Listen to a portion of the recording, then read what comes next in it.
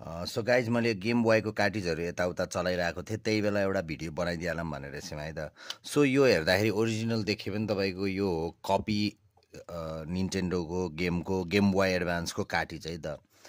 तर त्यो टाइममा एउटा राम्रो कुरा के थियो भन्दाखेरि तपाईँको कपी भए पनि है, यो कपी हो, पिसिबीको क्वालिटी तपाईँले हेरेर भन्न सक्नुहुन्छ है, इफ यु नो है। अब यो फुजित्सु भन्ने ब्रान्डको हो है त, यो तपाईँको आइसी है, अनि यो पनि तपाईँको एनइसीको है त, यो चिप चाहिँ है।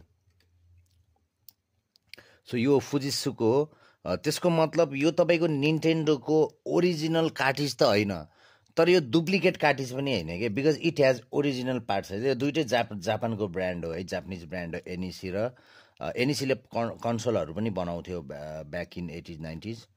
अनि यो चाहिँ फुजित्सु भन्ने तपाईँले सबैलाई थाहा छ है, फुजित्सु भन्ने ब्रान्ड।